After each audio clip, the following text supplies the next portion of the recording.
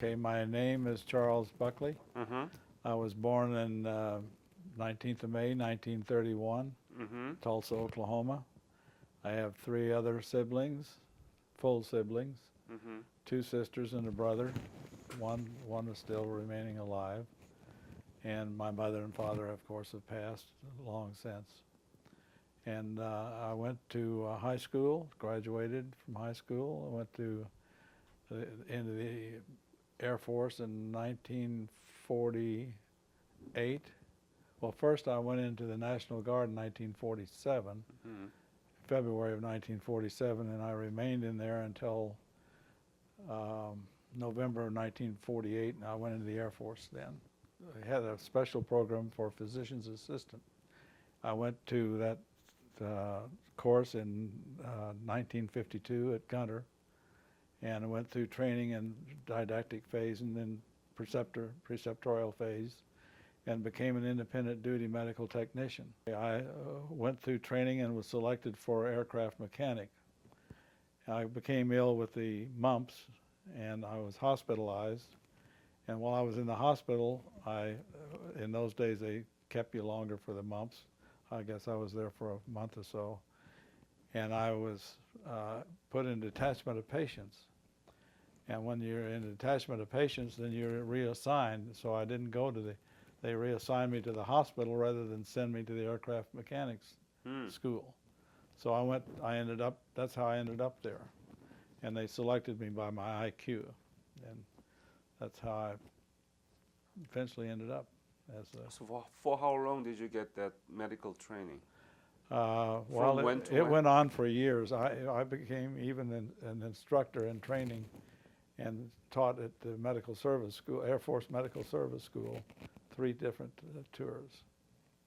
So I was an instructor there, trained entry level, advanced level, senior level, and technicians, and then the parajumpers, paratroopers. But what was the level of medical training that were you able to operate? Yes, I was able to do it never happened, thank goodness, but the training I received is I could put eyeballs back in and sew muscles back, or I could do an appendectomy or something like that. You mean eyeball?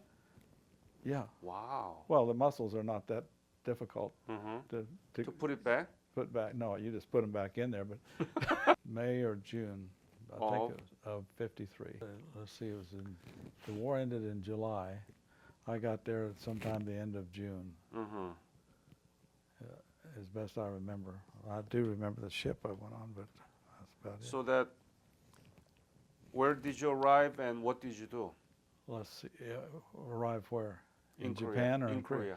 I arrived at Kimpo, and I got off the plane, and I went over to this little place right here, which you'll probably recognize,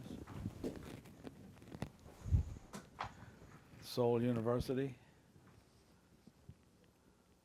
Seoul University, yes. Yeah, if you look on the back page there, it'll tell you a little bit more about it. It's a Korea university, Yes. not Seoul. Well, it was in Seoul. It's across the river, Han River. Yeah, but its name is Korea University. In those days, we did what we had is at the highest mountain point, it's line of sight communications. Yeah. And so the highest point of the highest mountain, we would put our radio relay sites on there and shoot the beam to the next highest mountain, and that's where you'd find my detachments. Exactly. And it started at Pusan, went up, I can't remember the names of them, but K1, K2, K6, K18, K46, 47, K13, where he was, K55. One Jew, I've forgotten the name of that, was K46, I think. So I had radio relay sites there, and I had medical people there to take care of the Air Force people who were operating those sites. And in conjunction with that, we had Korean radio relay by our side, and also infantry protect us. We didn't have any other protection. Oh, that's a very interesting job that you had. Well, I found it to be very interesting from this, not from Why? just a medical point, because I learned how to control a country, so to speak, How? through communications. And the person who was in control of the communications was in control of the country. Hmm. So the Sigmund Rhee government at the time received their communications through the 934th and the 5th Communication Group in Korea in 1950 to 1954. As a technician, my typical day was sit around and wait for somebody to get shot or injured or hurt or shocked or something. And then? And very seldom did I have any problems. I was fortunate there. But other than that, my typical day was to get on the highways and travel the country of Korea from one end to the other, going up to the sites. Some sites I could drive up. Many sites I had to walk up. And God, I thank God I was young. So I was The used training is very, very, very tough. yeah. I was a mountain climber by the time I got through there. Mm. So it was when I first got there, I was not the immediate supervisor. I was a replacement supervisor. And so I had about 3 or 4 weeks or so to go out and spend some time at as many sites as I could before I took over. And then after I took over, we moved out of Seoul to Osan, Osan, K-55. Yeah.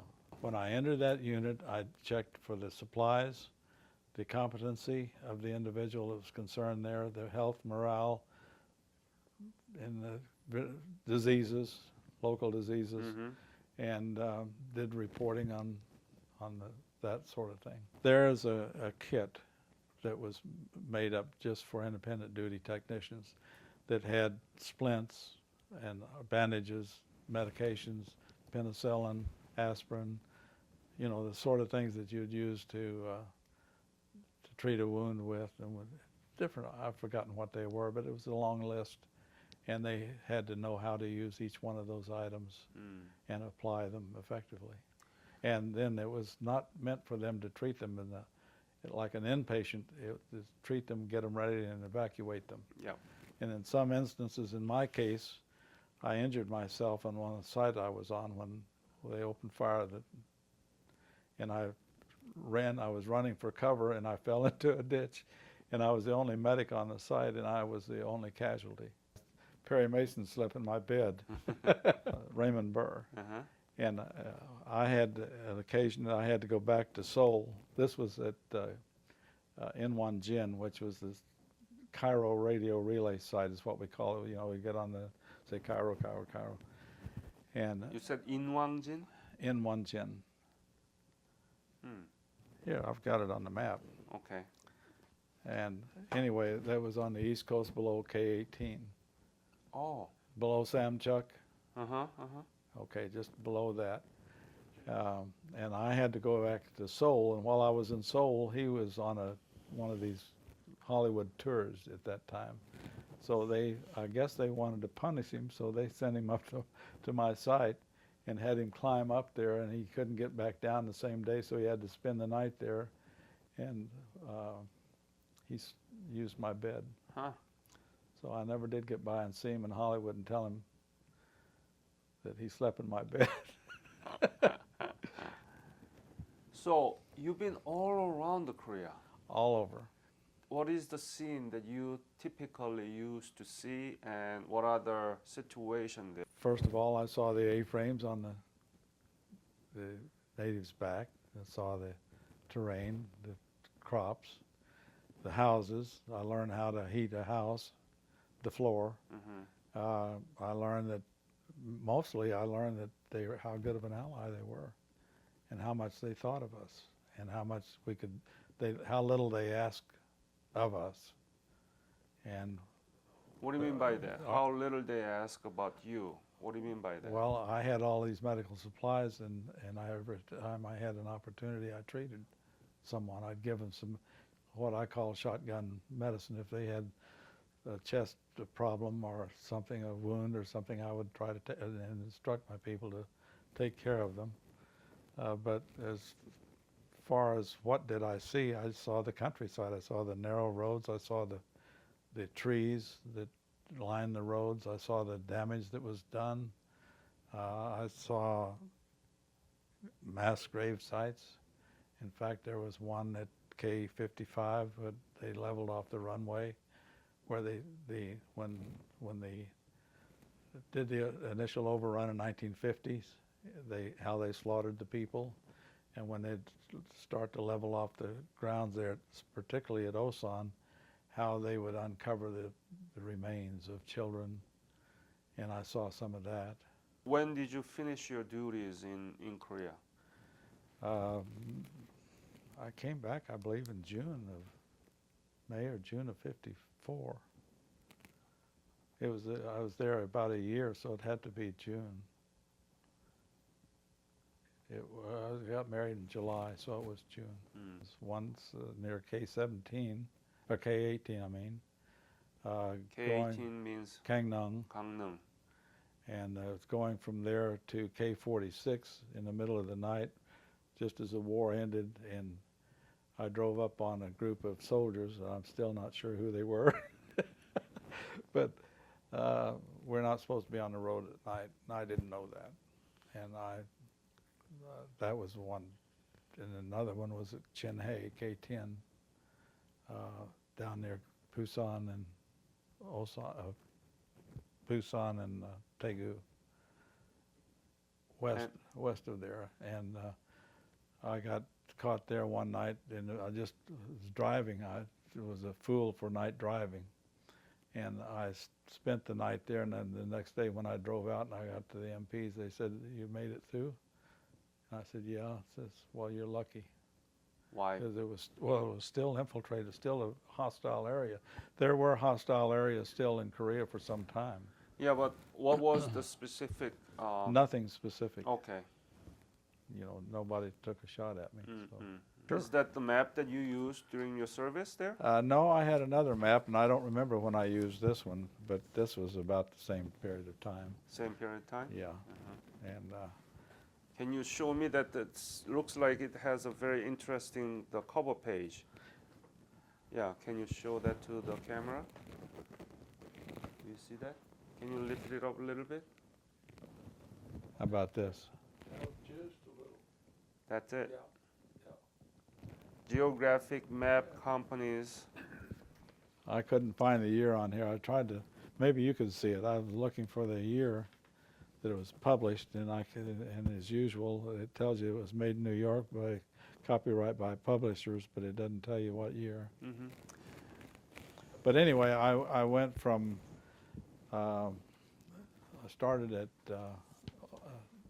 Seoul, and I went from Seoul the very first time to K-18, Gangneung, then down to the radio relay site, which is called Cairo Relay. What was your thought about your service to the Korean War? Well, my thoughts at the time were to get the hell out of there. After I got out, then I thought, well, what did I do, and what did I contribute to the country?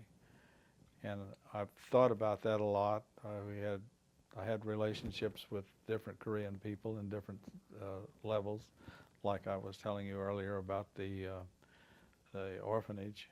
We had a bunch of children there, and I used to get in the Sears catalog and run through and order things for them, and have the pleasure of seeing them get them. And I also had the memories of 40, 50 children being in a room no larger than this with one pot can in the corner, and they didn't miss it.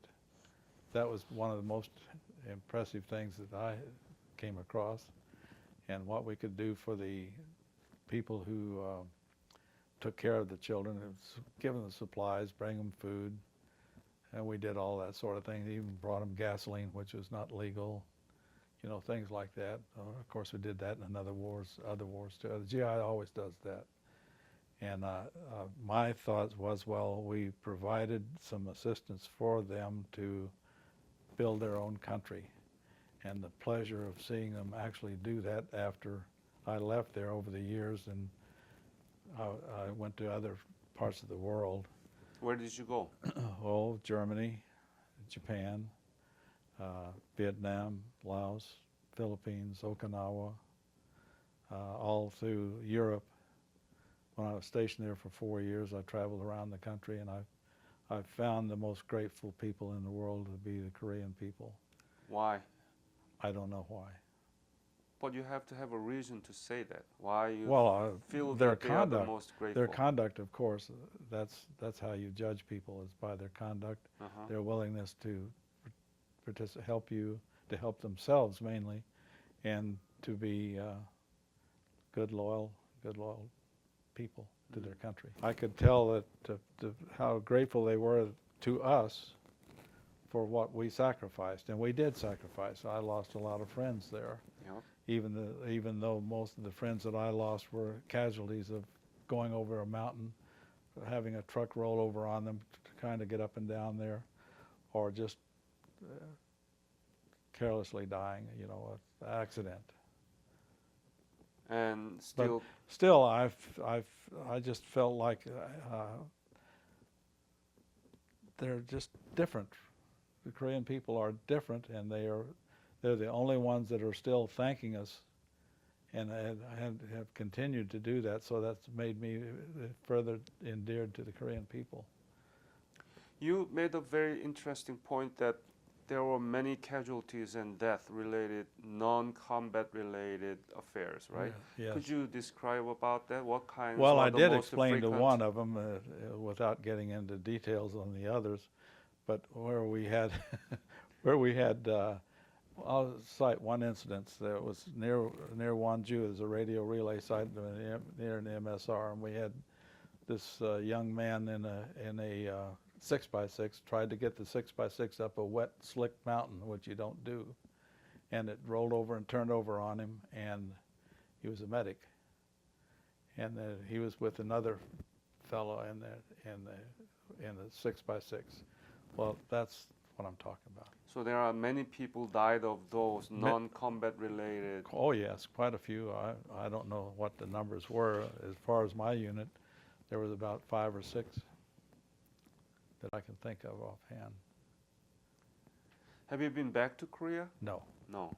Do you follow up with what's been developed there? Oh yes, I see. Economy, Oh, democracy. I'm impressed. How did you follow up? The greatest impression I have, without going back, I've seen pictures of it. I traveled through the cities, and like in Seoul, as an example, they only had one brick road in there, and I traveled that one as much as I could, going down to K55, and I came through Seoul a lot, to what it is today, and it's slicker than New York City.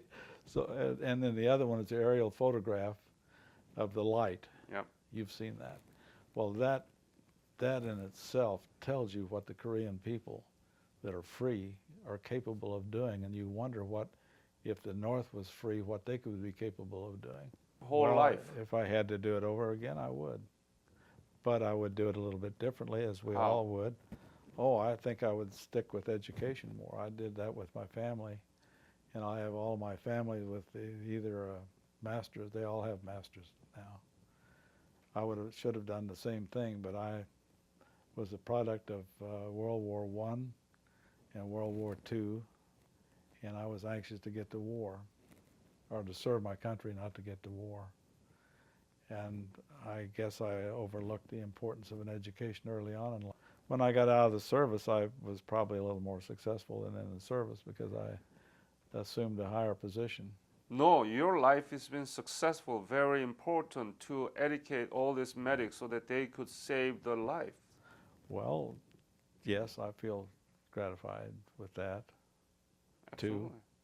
There are a lot of things you can feel successful in life for.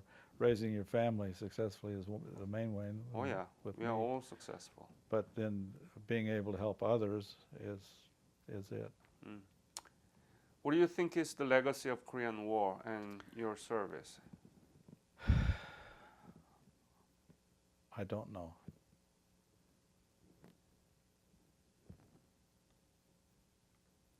I can't expound on that.